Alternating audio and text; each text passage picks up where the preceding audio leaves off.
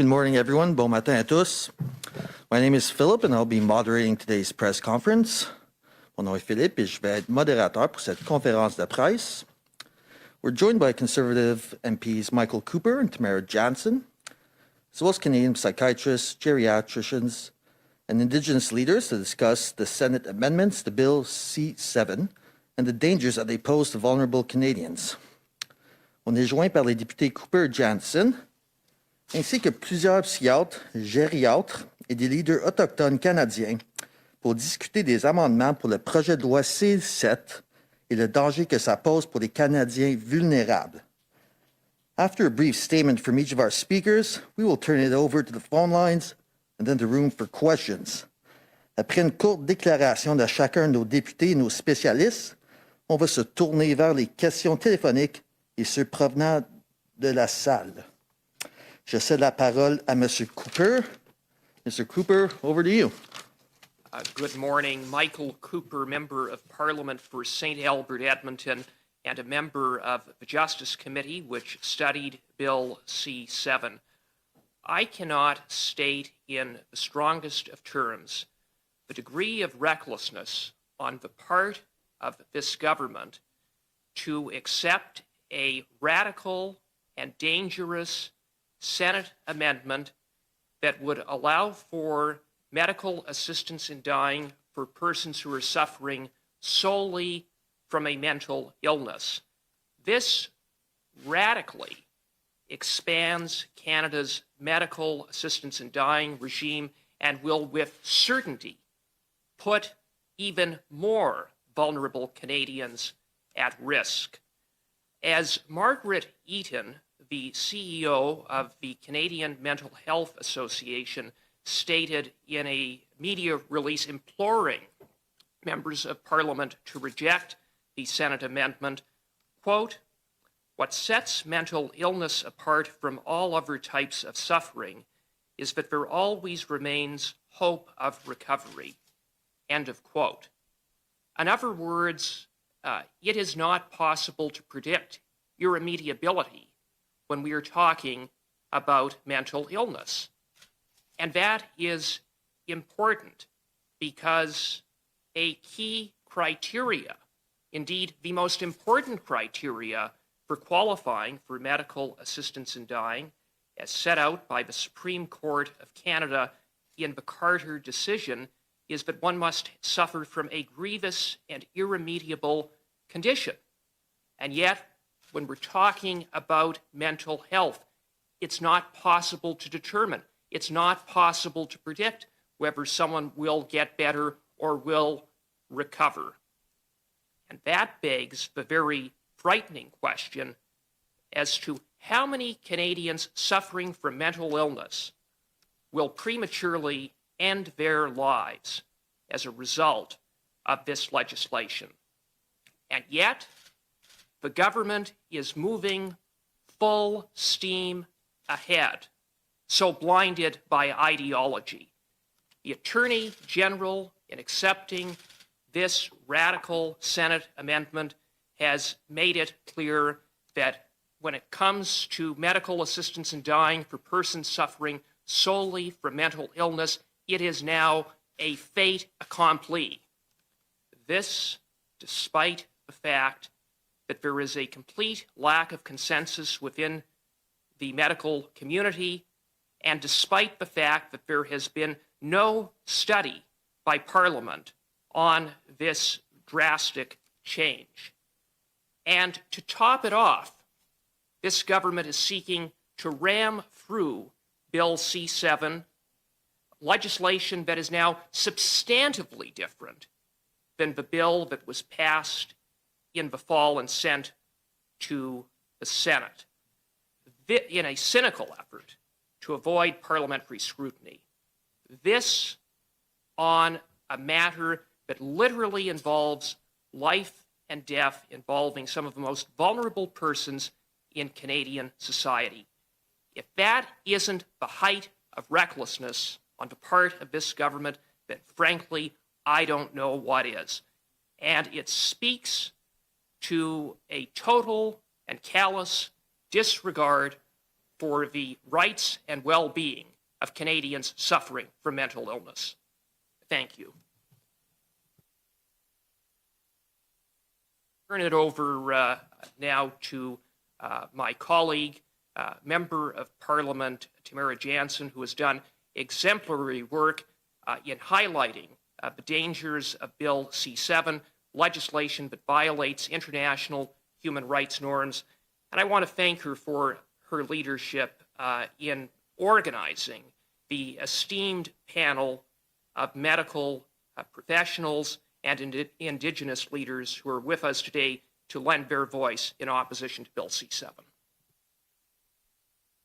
Thank you so much, Michael. Now I have the honor of introducing our distinguished panel of speakers for today's press conference.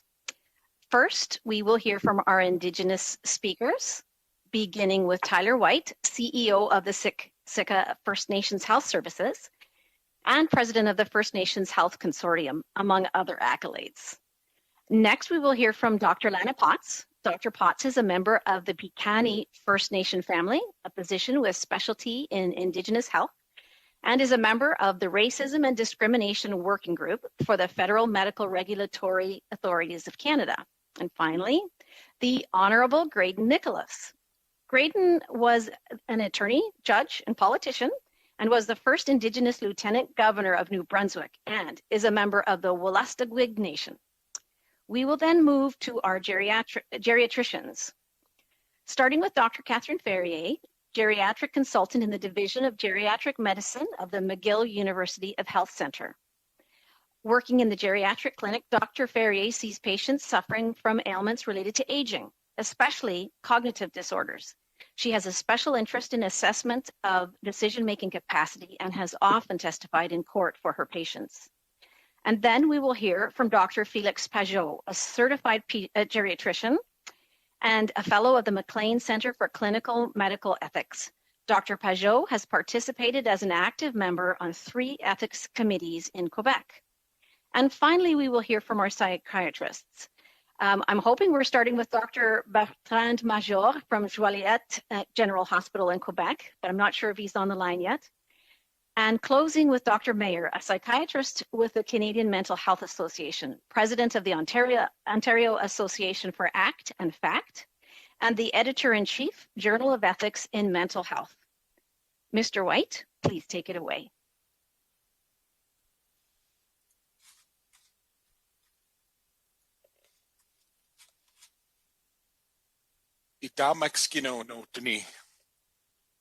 I'm here to speak on behalf of Siksika Nation, a member of the Blackfoot Confederacy and Treaty 7 in Alberta. We have grave concerns over the implications of Bill C-7, the expansion of MAID to include mental illness and those whose death is not foreseeable will have a lasting impact on our vulnerable populations. Bill C-7 has not taken into account the existing health disparities and social inequalities we face compared to non-Indigenous people. Across the board, we have worse health outcomes, more complex diseases, and higher rates of mental illness and suicide. The consultation with Indigenous leaders about how to implement Bill C-7 in our community has been trivial. Many of us do not feel safe accessing healthcare due to stigma and racism. The fear of MAID when we face systemic discrimination and coercion in the healthcare system will only delay access to care and worsen health outcomes. It is unjust to offer Bill C-7 to our people when basic care and compassion have not been provided in the first place. To quote the original preamble for Bill C-14, vulnerable persons must be protected from being induced in moments of weakness to end their lives. We are also concerned about the impact of Bill C-7 on our efforts to combat the youth suicide crisis in our communities. It sends a wrong message to those who are not coping that the only way to improve their suffering is to choose death, encouraging those who are already in despair and thinking about suicide to act on it. Our message to our youth is that suicide is not the answer. Bill C-7 will send a message in direct opposition to ours. The United Nations Declarations on the Rights of Indigenous Peoples states that we have a right to participate in decision-making in matters which would affect our health and well-being. It is time to recognize Indigenous communities as full partners in healthcare delivery. And we call on the Government of Canada to kill this amendment and Bill C-7. Thank you.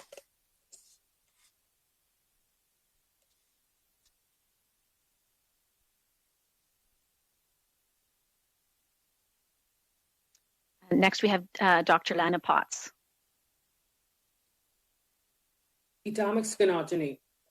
Acknowledge that I meet with you on my traditional territory here in what is now known as the city of Calgary, which we call Mokinstis.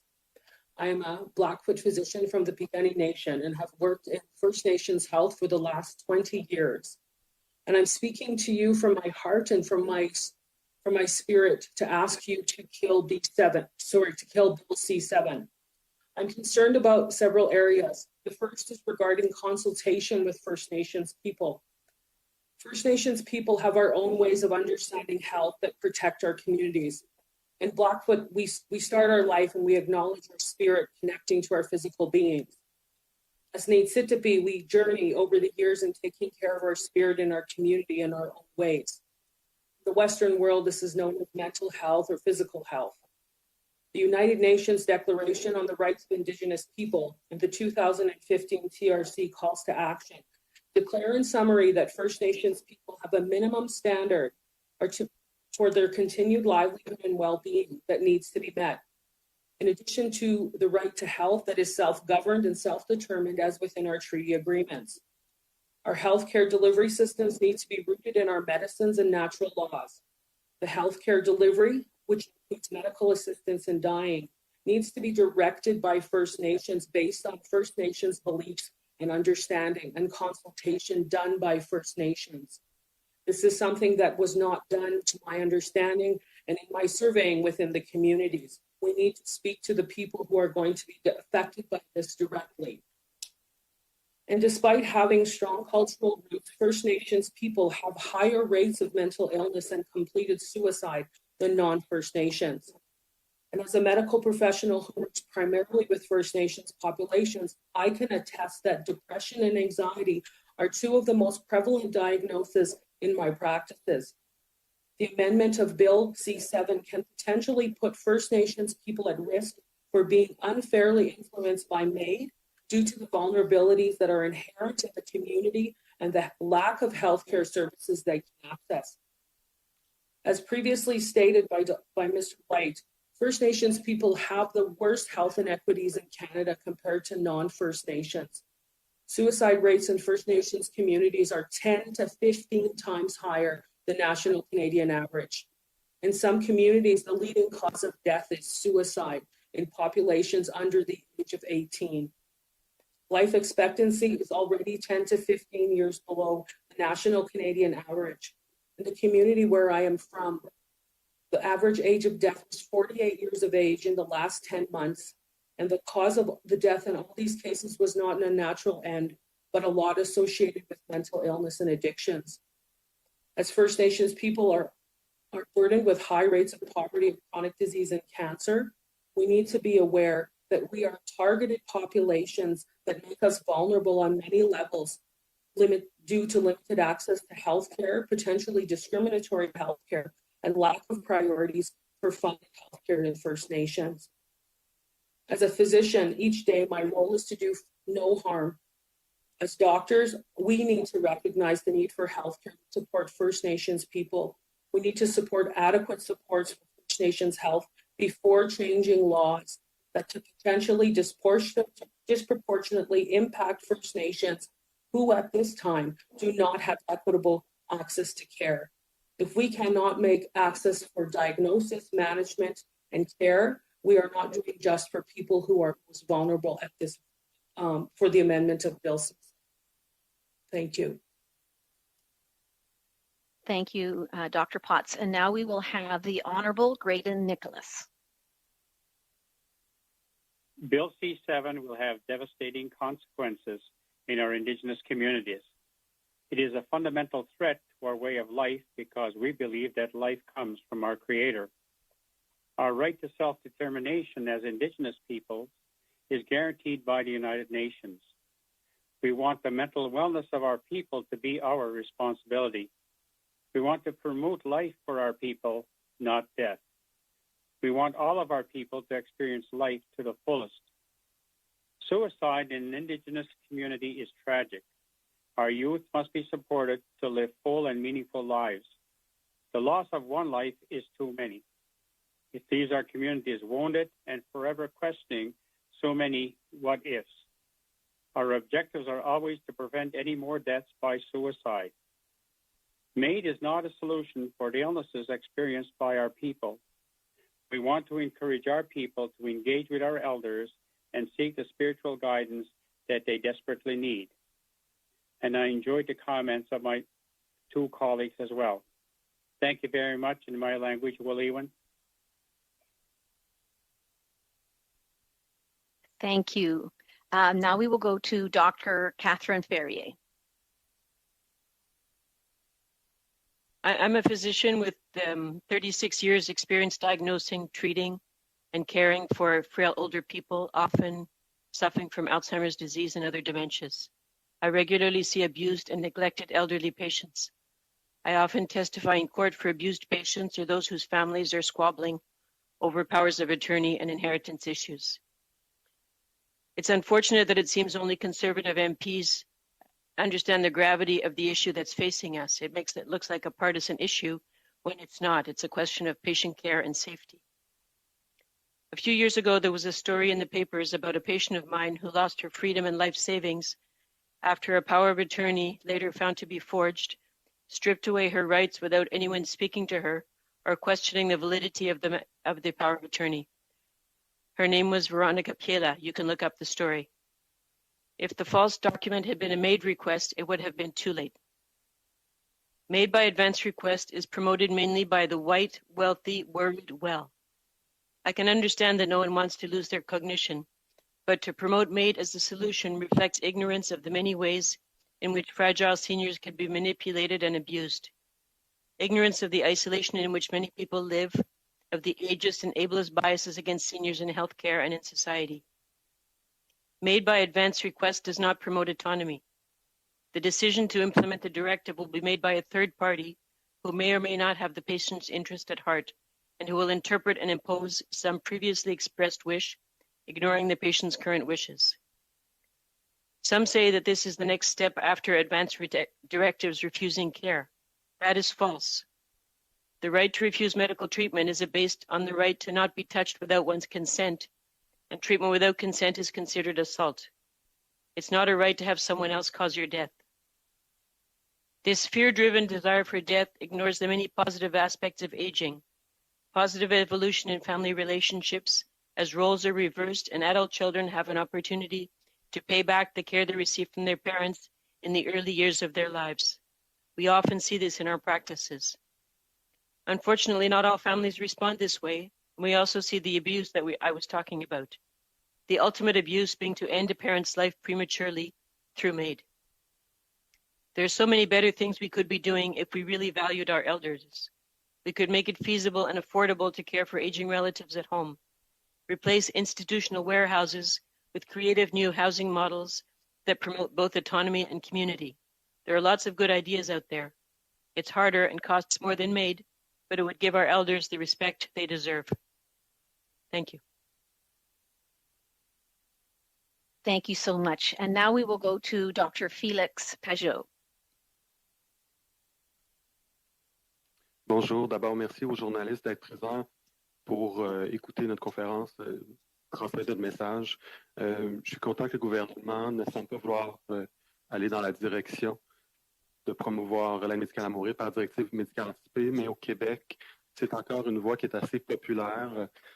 Je suis très empathique d'ailleurs au cas de Mme Sandra de Montigny qu'on a vu récemment dans les médias. Je comprends tout à fait la demande. On est dans une société basée sur la performance, les résultats, l'efficacité au travail.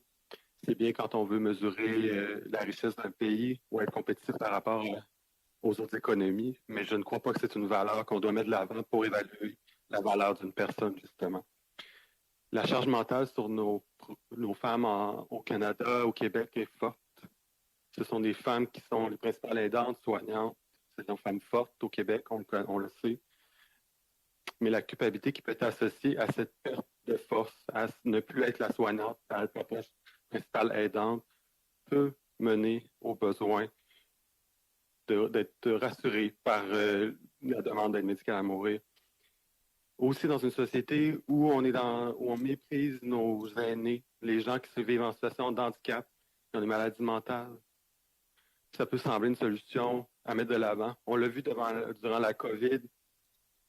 Il y a eu beaucoup de personnes qui étaient en situation de handicap, avec des problèmes de santé mentale, qui avaient besoin de soins palliatifs, qui n'ont pas reçu les soins. Il y a eu des coupures dans les dernières années dans notre système de santé. Et je comprends la peur des gens. Mais la solution, c'est pas l'aide médicale à mourir, c'est de revaloriser les soins, de considérer les personnes comme des personnes humaines avec une pleine valeur, en ne se basant pas sur les critères d'efficacité, de travail, mais plutôt sur la valeur réelle qu'ont l'être humain. L'autre aspect, c'est l'autonomie. Au Québec, on aime avoir le choix, décider, être autonome, avoir un choix individuel. Au Canada aussi, c'est important, ces valeurs, mais avec l'aide médicale à mourir par directive médicale anticipée, c'est pas cette valeur-là qui est mise de l'avant. On ne peut pas prévoir à l'avance le type de démence et les symptômes qu'on va avoir, puis le moment où les directives médicales anticipées vont être mises en œuvre. Le problème, c'est qu'en démence, l'autonomie décisionnelle est perdue.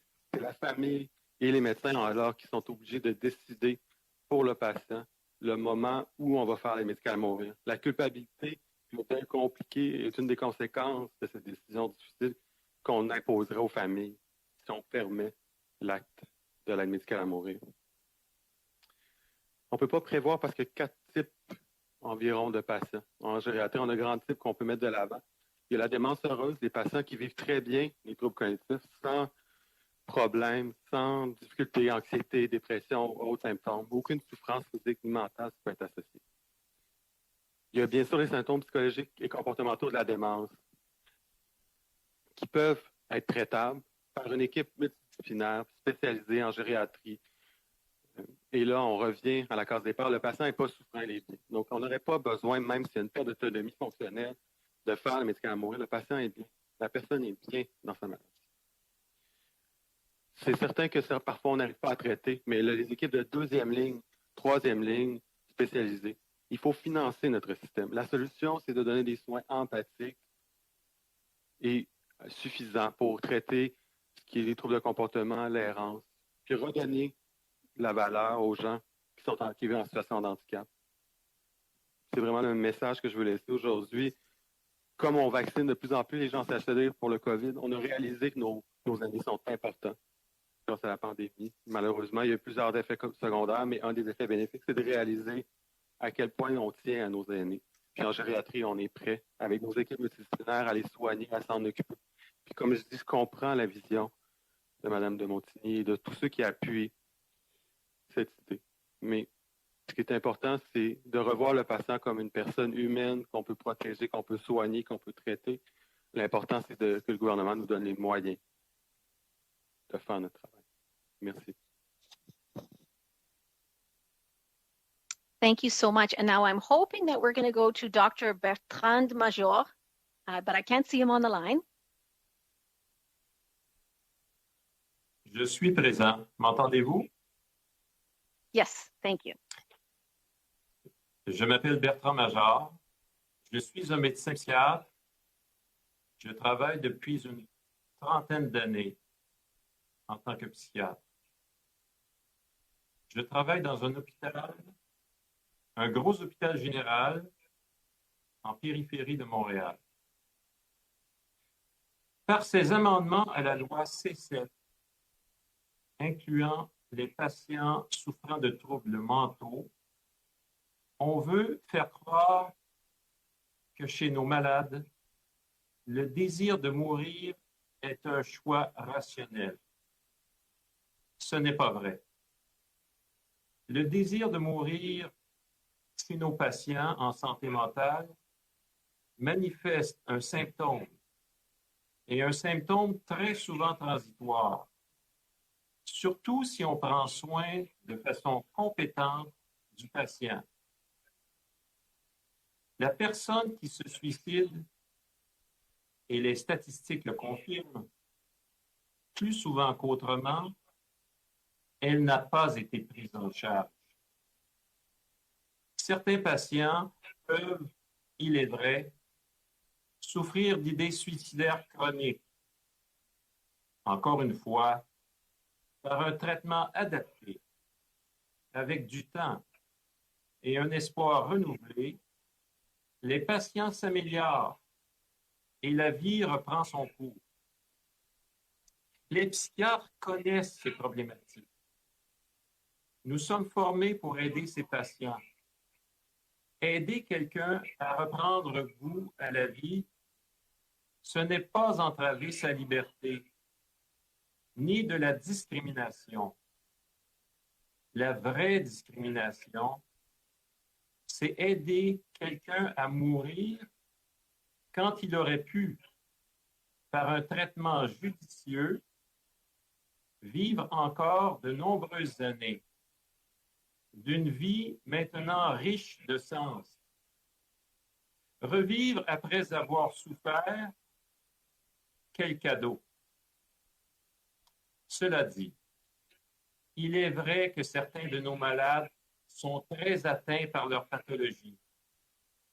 Mais avec de bons soins, quelqu'un pas trop loin qui nous aime, le désir de mort n'est pas là. Malgré une atteinte grave, tout demeure possible. C'est comme ça dans le domaine de la psychiatrie. Voilà pourquoi l'inclusion des troubles mentaux demeure et demeurera controversée. Si par malheur, nos patients reçoivent l'aide à mourir, le Canada rejoindra la Belgique et les Pays-Bas, où cela se fait depuis près de 20 ans. Il y a eu progression nette du nombre de gens qui sont morts de cette façon, et souvent pour des pathologies qui auraient pu être traitées. Sachez-le, beaucoup ont reçu l'aide médicale à mourir, non parce qu'ils étaient très malades, mais parce qu'ils étaient seuls. Un exemple. Une dame qui vit seule. Elle souffre d'une déficience intellectuelle légère et elle se plaint d'acouphènes. Elle est trop sensible à ce qu'elle entend. Elle veut l'aide médicale à mourir. Premier examen médical, refusé. Deuxième examen médical, elle est acceptée. Décédée après 10 jours. Qu'en pensez-vous? Ces pays ont mis en place sur le papier des comités de surveillance. Mais dans les faits, ces comités ne jouent pas leur rôle. Et les pratiques d'euthanasie, même douteuses, se font en toute impunité. Pensez-vous que cela sera différent ici, que nous serons différents? Permettez-moi d'en douter. Non, vraiment, la prudence élémentaire nous commande de reculer. Le suicide ne doit pas devenir une option. Sinon, la vie et la mort deviendront banales. Mesdames et messieurs, nos élus de toute allégeance, pensez-y bien.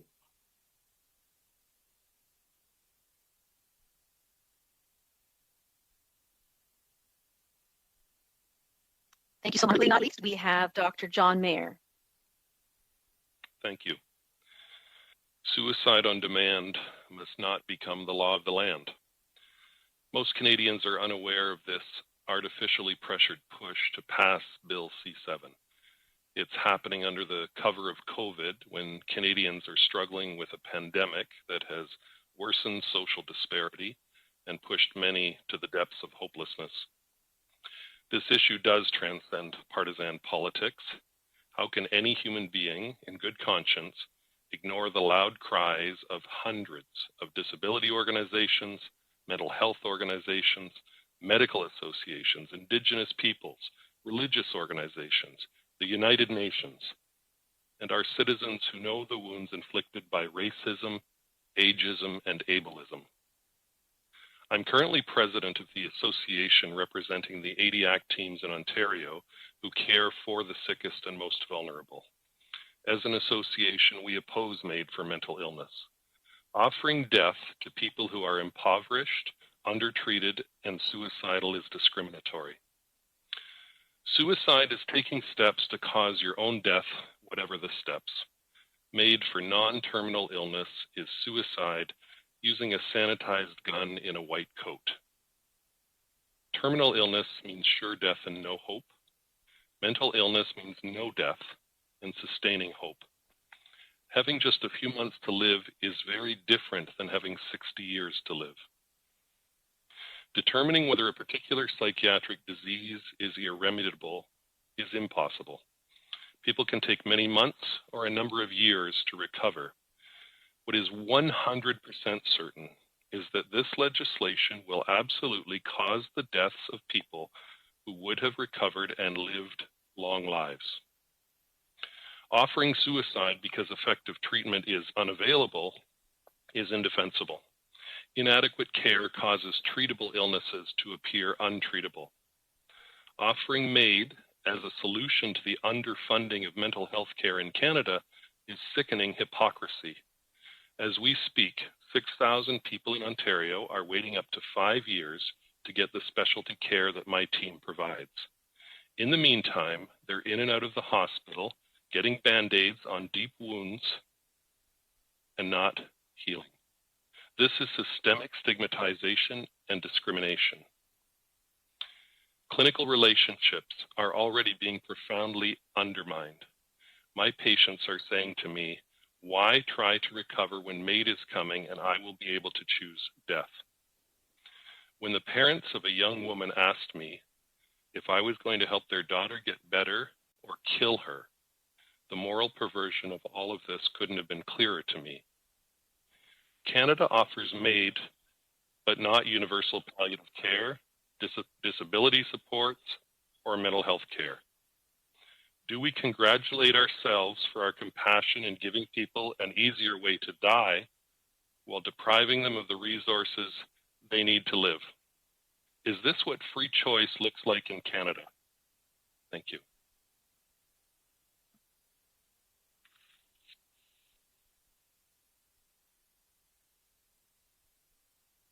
And that was all of our speakers, so I pass it back to the moderator. Okay, thank you to all the participants. Merci aux participants. We'll now start the question period. Nous allons maintenant commencer la période des questions. As usual, one question, one follow-up. We have time for 6 questions today. We'll start with 3 questions on the phone before turning to the room. Comme d'habitude, une question et une question de suivi. Nous avons le temps pour 6 questions aujourd'hui. Nous allons commencer avec 3 questions au téléphone avant d'en prendre dans la salle. Please identify yourself before asking your question. S'il vous plaît, identifiez-vous avant de poser votre question. Opérateur, pouvons-nous avoir la première question sur le téléphone? Operator, could we have the first question on the phone? Thank you. Merci. We will now take questions, yes, from the telephone lines. If you have a question and you're using a speakerphone, please lift your handset before making your selection. If you have a question, please press *1 on your device's keypad. There will be a brief pause while the participants register. We thank you for your patience. Merci. Nous allons maintenant passer à la période de questions. Si vous utilisez un téléphone main libre, s'il vous plaît, soulevez le combiné avant d'effectuer votre sélection. Si vous désirez poser une question, veuillez s'il vous plaît appuyer sur les touches étoile 1 de votre appareil. Il y aura un court délai vous permettant de vous enregistrer dans la file d'attente pour la période de questions. Merci.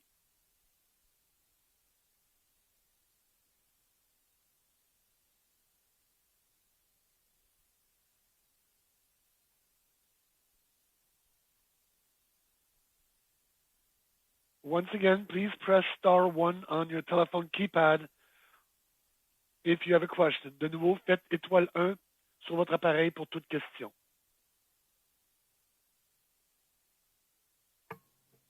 Okay, there doesn't seem to be any questions, so this concludes the press conference. Thank you. Ceci met fin à la conférence de presse. Merci. Thank you. Merci.